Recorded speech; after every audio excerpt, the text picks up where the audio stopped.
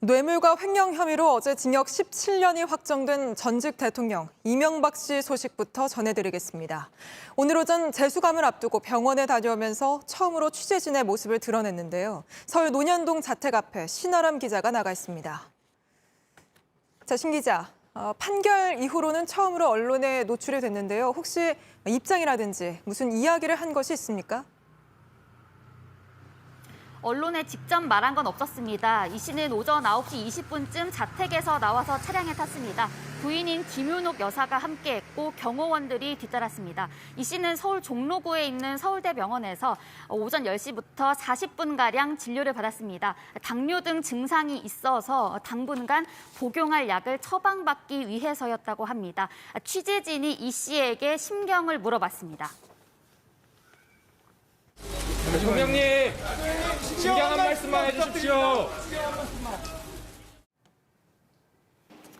이 씨는 오전에 진료를 마치고 다시 이곳으로 돌아왔습니다. 네, 어제는 좀 찾아오는 사람들도 있었던 것 같은데요. 지금은 좀 한산한 모습이네요. 네, 어제 대법원 판결이 나온 뒤에 측근들이 연이어서 방문했습니다. 이명박 정부에 몸담은 장관과 비서실장, 국회의원 등 50여 명 정도였습니다. 반면에 오늘은 이곳을 찾은 사람은 거의 보이지 않았습니다. 예, 어제 그 측근들에게 한 발언이 오늘 일부 알려지기도 하지 않았습니까? 네, 참석자 이야기를 직접 들었습니다. 우선 이 씨가 선고 결과에 대해서 실망을 많이 했다고 했습니다. 또 꿋꿋이 버텨내겠다는 말을 했다고도 합니다. 이번 재판 결과는 정치 보복인 걸 다 아는데 별 수 있냐고 했고 조용히 감옥살이를 할 테니 걱정하지 마라. 나라가 많이 걱정된다는 취지의 발언을 했다고도 전했습니다. 예, 재수감이 오는 월요일이죠. 월요일에는 그 집에서 구치소로 바로 갑니까? 다음 주 월요일 오후 1시 반쯤에 이 씨는 집에서 나설 예정입니다. 규정을 보면 형이 확정된 사람은 관할 검찰청에 출석해야 합니다. 담당 검사가 신원과 건강 상태 등을 확인한 뒤에 수감시설로 보냅니다. 따라서 이 규정대로 한다면 이 씨는 집에서 서울중앙지검으로 간 뒤에 몇 가지 확인 절차를 거칩니다. 그 뒤에 서울 동부구치소에 수감될 것으로 보입니다.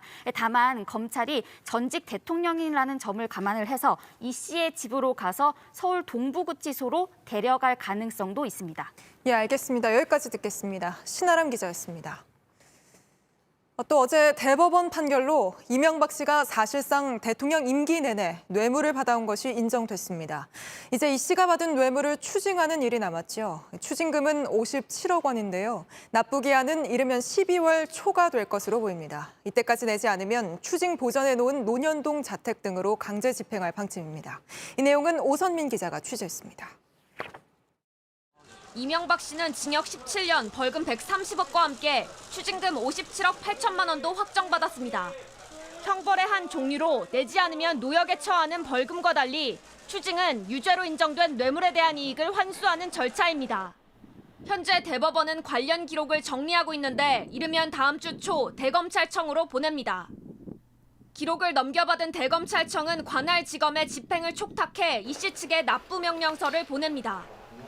명령을 한 날로부터 30일 안에 추징금을 납부해야 합니다. 납부 기한은 이르면 12월 초가 될 것으로 보입니다. 내지 않으면 지난 2018년 추징 보전된 이 씨 재산을 강제 집행하는 절차에 들어갑니다. 현재 논현동 자택과 차명 보유 부동산 등 111억 원가량의 재산이 추징 보전된 상태입니다. 이 씨 측은 추징금보다 많은 액수가 추징 보전돼 있기 때문에 이를 경매에 붙여 납부하는 방식이 될 것 같다고 했습니다. 판결문에 따르면 이 씨는 사실상 대통령 임기 내내 뇌물을 받아왔습니다. 우선 삼성그룹으로부터 다스 소송비 대납 등으로 89억 원의 뇌물을 받은 게 인정됐습니다.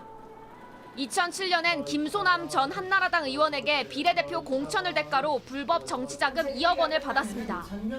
또 이팔성 전 우리금융회장은 회장 선임과 연임을 기대하며 이 씨에게 2억 원을 건넸습니다. 2011년 원세훈 전 국정원장에게 받은 국정원 자금 10만 달러도 뇌물로 인정됐습니다. 대통령의 인사권을 비롯해 국민이 부여한 권한을 사익을 챙기는 데 써온 것입니다. JTBC 오선민입니다. 형이 최종 확정되고 또 형량을 절반 넘게 채우면 대통령 권한으로 특별 사면이 가능해집니다. 그런데도 일부 이명박계 정치인 사이에서는 벌써부터 사면에 대한 기대가 흘러나오기도 하는데요. 하지만 청와대는 물론이고 당사자 역시 부정적인 입장인 걸로 전해집니다. 이어서 심수미 기자입니다. 두 전직 대통령에 대한 사면 가능성은 여권에서도 나온 적이 있습니다. 지난 5월 문희상 당시 국회의장이 사면을 겁내지 않아도 될 시점이라고 한 겁니다. 이 때문에 형이 확정된 뒤 이명박계 정치인들 사이에선 사면의 첫 요건은 충족됐다는 얘기가 나왔습니다. 하지만 청와대 입장은 처음부터 냉정했습니다. 대통령 사면권을 뇌물 등 5대 부패 범죄에 대해선 쓰지 않겠다는 게 방침입니다. 이명박 씨와 관련해서도 재판이 끝나지 않았다고 해왔고 어제 대법원 결정 이후에도 선고가 하루밖에 지나지 않았다면서 말을 아끼고만 있습니다. 정치권의 분위기도 부정적입니다. 이명박 전 대통령이 자신의 죄를 뉘우치기라도 했습니까?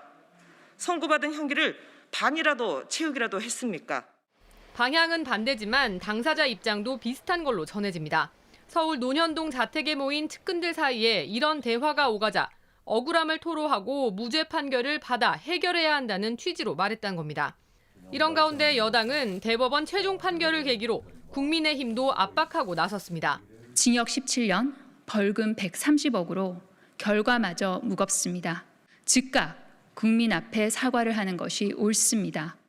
앞서 국민의힘 김종인 비상대책위원장도 관련 사과 가능성을 내비쳤지만 박근혜 전 대통령의 판결까지 기다렸다 한꺼번에 하겠다고 했습니다.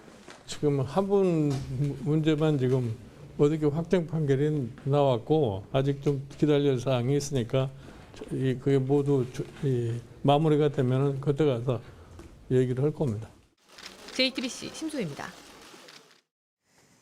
다스가 누구 것인지 그 답을 찾을 기회는 앞서 2번이나 있었습니다. 이명박 씨가 대통령에 당선되기 직전 그리고 그 직후입니다.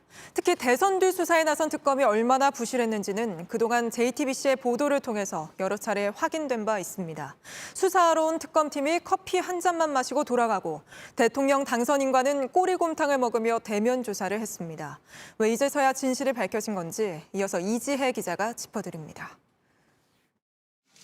2007년 대통령 선거를 불과 2주 앞둔 12월 5일, 검찰은 한나라당 후보로 당선이 유력했던 이명박 씨가 다스 실소유주라는 증거를 발견하지 못했다는 내용의 수사 결과를 발표했습니다. 이 씨는 12월 19일 17대 대통령으로 당선됐습니다. 2008년 1월 정호영 특검팀이 출범했습니다. 40일간 수사한 결과는 역시 무혐의였습니다. 정 특검은 이명박 당선인과 꼬리곰탕을 먹으며 대면 조사를 했고 그마저도 2시간 만에 끝났습니다. 특검팀이 다스 사장실을 찾아 커피 한 잔만 마시고 갔다는 증언도 뒤늦게 나왔습니다.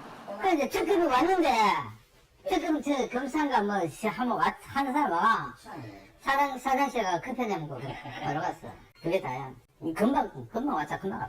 10년쯤 지난 2017년 다스 자금 120억 원을 횡령한 의혹을 2008년 특검이 제대로 수사하지 않은 정황이 드러났습니다. 당시 특검이 이 돈을 다스 직원이 개인적으로 횡령한 것으로 보고 수사 대상이 아니라고 결론 내린 겁니다. 부실 수사 논란이 일자 정 전 특검은 공개적으로 해명했습니다. 수사 내용과 관련 법령을 종합 검토해가지고 수사 결론을 냈습니다. 하지만 2017년 12월 새롭게 만들어진 다스 수사팀은 횡령에 다스 경영진이 개입한 정황들을 확인했습니다. 경영진이 개입한 또 다른 비자금의 존재도 파악했습니다. 결국 검찰의 첫 수사 이후 10년이 지나 이 씨가 다스의 자금을 횡령한 혐의로 재판에 넘겨졌고 어제 대법원은 다스 실소유주는 이명박 씨라는 결론과 함께 횡령 혐의에 대해 유죄를 선고했습니다. JTBC 이지혜입니다.